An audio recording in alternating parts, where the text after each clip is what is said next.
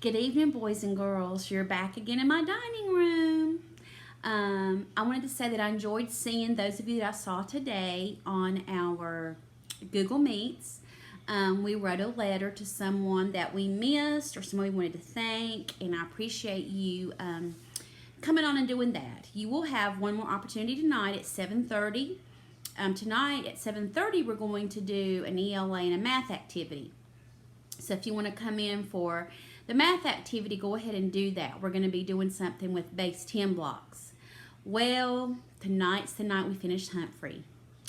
And I'm not sure what we're going to read next. I'd like to do a chapter book, but your chapter books are at school for Chocolate Fever. So I'll see what I have lying around here and see if I can read something to you, okay? So the last thing we read was that Bob had gotten a teaching job. Aldo got a teaching job, and Bob was there for the time being.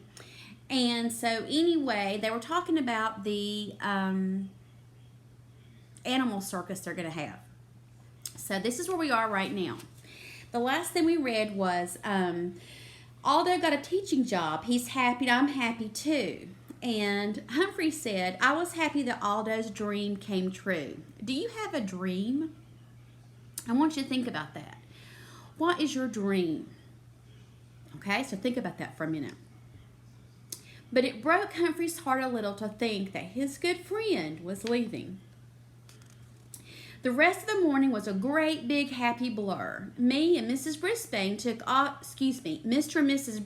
took Og and me to the gym where my friends and their parents were setting up. The door to the gym was draped with red and white striped cloth to make it look like a circus tent. Mrs. Wright was already sitting at the ticket booth. The families could buy tickets there and use them for games and food. We passed by Mrs. Mack's booth. Gigi's cage was sitting on a table in front of the clown toss booth. Big, colorful clowns were painted on the backdrop. They had holes where their big mouths were. Watch this, Humphrey, Miss Mack called out as she tossed a beanbag and it went straight into the clown's mouth. Way to go, I cheered. Humphrey, I don't think there's any way I'll fall asleep tonight, Gigi squeaked. As we passed by the yummy-smelling popcorn stand, I saw Gail's mom doing face painting and a man twisting balloons to look like animals. At least they look like animals if you use your imagination. Then we came to a stop and I looked up. Oh my! It was thrilling to see the tall entrance that said Brisbane's Amazing Animal Acts, especially since I was one of the amazing animals. Simon's mom hammered the last few nails into the Jungle Maze sign on one of the side of the entrance. Simon's dad touched up the paint on the big frog leap sign on the other side. Perfect, Mrs. Brisbane said. Absolutely perfect. And here are the stars of the show, Simon's mom said, waving at Og and me. My heart went thump, thump, thump. It's showtime, Mrs. Brisbane told us. I peeked through the doorway and saw the big, colorful boxes were arranged to make a maze. Rolling Rosie was rolling her way right through it. Next to the maze, I saw a funny sight. Daniel's mom was down on all fours as her son leapfrogged across her back and over her head, landing in front of her. The gym quickly filled up with families and noise. In fact, it was so noisy, my whiskers wiggled, my tail twitched, and my ears buzzed. Og's tank and my cage were set on a table by the entrance to the animal acts. Seeing you two will help draw people in, Mrs. Brisbane said. Thomas arrived wearing a big smile and carrying a slice of pizza. Cheese pizza, he said. No mushrooms. Joey was the first ringmaster, and his voice was loud and clear.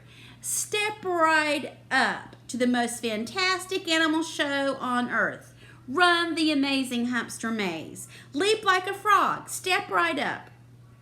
Sophie and her dad arrived, and he juggled near the entrance. People stopped to watch as he juggled 3 balls, and then 4. He could even throw them behind his back and keep them in the air forever. There was so much to see and hear that I didn't notice when Cassie arrived with her mom and dad. Her parents stopped to say hi to Og and me, but Cassie just stared at Joey as he loudly invited people to come inside the tent where Small Paul took tickets. And let's stop here for a minute. Why do you think Cassie's not saying anything right now? Do you remember what kind of problems she was having in school? She was very nervous about talking in front of people, wasn't she? So I think she was watching Joey to see what she was supposed to do when it was her turn to be ring mistress. Tall Paul arrived with his dad and his mom. When Mrs. Brisbane greeted them, Paul said, "I didn't think my mom could get off work, but when her supervisor heard about Family Fun Night, he let her switch nights. I wished I could give his mom's supervisor a great big paw shake." AJ and his big family all came and tried the games. His sister, Delee, had a huge smile on her face as she carried a gigantic pencil. "I won it, Humphrey," she told me. "You had to beat the clock to win a prize, and I was the fastest one." "Great, great, great," I squeaked. Soon Mrs. Brisbane told Joey to hand over the top hat to Cassie. She looked scared as the crowds of people walked by, so I hopped on my wheel, and what do you think he started to do? Yeah, he began spinning. Cassie glanced in my direction. "Go!" I squeaked. Cassie closed her eyes, took a very deep breath, held it, and let go. And another one. Then she opened her eyes and said in a loud, clear voice, "Step right up, ladies and gentlemen. See the most amazing animal show on earth. Can you beat the Humpster's maze? Can you leap like a frog? Step right up to Brisbane's amazing animal acts. Hip, hip, hooray!" I hopped off my wheel and jumped for joy. "Boing, boing," Og said. Cassie took a few more breaths and started again. Each time she did it, she got better and better. By the end of her turn, she had a huge smile on her face. I think she wanted to keep going, but when her time was up, she handed her hat to Rosie. Mr. Morales showed up wearing a tie with happy clown faces on it. He brought his children, Brenda and Willie, to the table. They were a lot taller than the last time I'd seen them.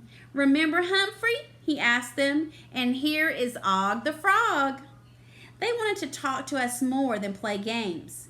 But the biggest surprise of the evening was when I looked up and saw Aldo standing by our table, smiling down at Og and me.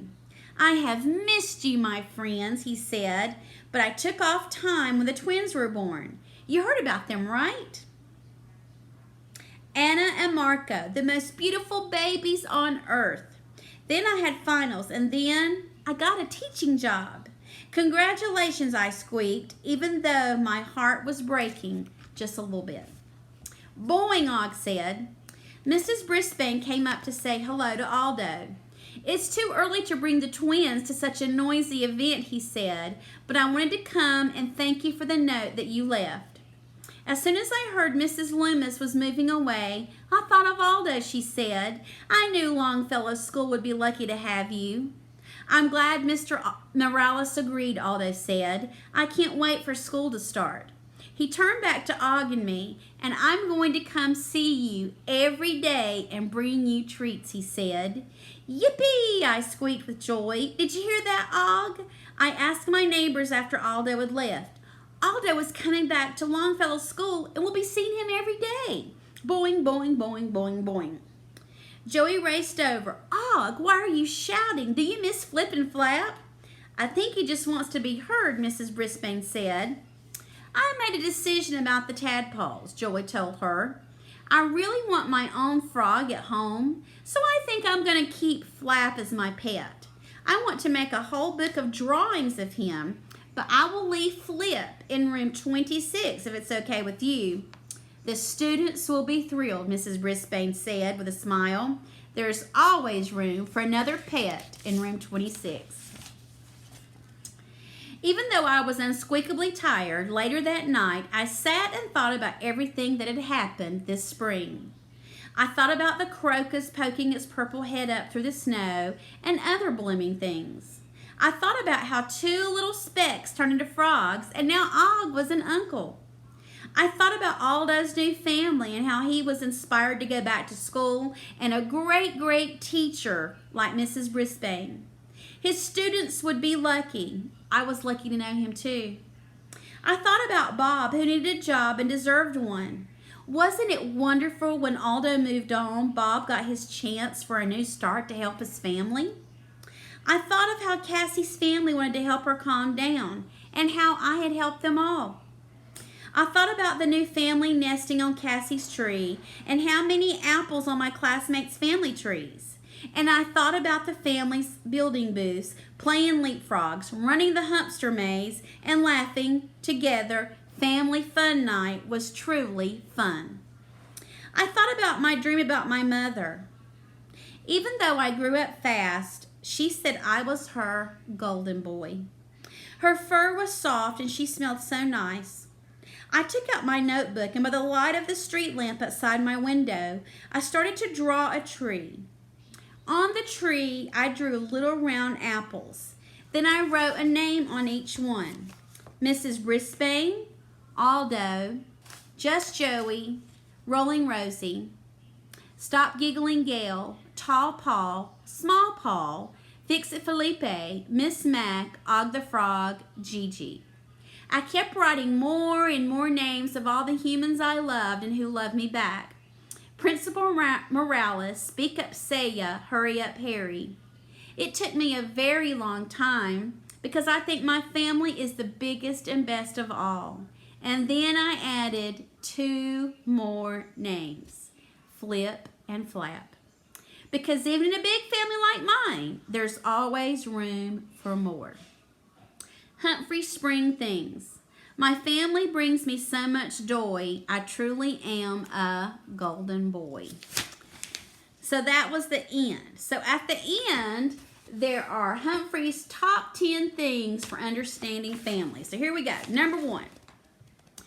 Families come in all shapes and sizes. There is no family that is too big or too small as long as there are people whom you love and who love you back. Number 2. When humans and animals, such as hamsters, grow up, they usually move away from their families, but that doesn't mean that they aren't still connected. Family is family. Number 3. Members of a family care about each other, share with each other, and help each other. Number 4. Members of your true family don't have to be related to you. They just have to love you. See, we're family. I am not blood related to you, but I love you, so that makes me part of your family. Families may have disagreements and ups and downs, but in the end, they have a bond forever. All creatures have families, from humans to hamsters and even frogs. Hard to believe, but true. Family members don't even have to be the same species to love each other. Humans love hamsters, hamsters love humans. They even love dogs and cats. What I don't understand, but it's true. Some families look alike, and some families don't look anything alike, but they all love each other just as much. Family ties are big and strong. Even if family members live far apart, they still love and miss each other. If you haven't given your family members a hug or a nice, gentle fur stroke, do it. They'll appreciate it. Okay, so we finished Spring According to Humphrey, and we are in spring now. And I think that we just learned a lot of things from Humphrey that we could apply to what's happening to us now. You know, we haven't been to school for a while because of this virus that's going around, and we're trying to be safe so everybody stays well. So, like Humphrey said, it doesn't matter if your family lives with you. Family is some family or people that love you. So here's a big hug from Mrs. Bowman. Remember, I love you. And what is our motto? Don't panic. Everything's going to be just fine, okay? Now, if you haven't heard this, I'm thinking, I love you guys so much, and I want us all to be together again. So, if we don't get a chance to go back to school together, I want us to do something when this quarantine stay-at-home thing is over, I want us to get together at a park for a picnic or something so we can all see each other and give each other a big hug. So remember, I love you, your parents love you, and we're all one big family. So, love you, Bomb and Bunch.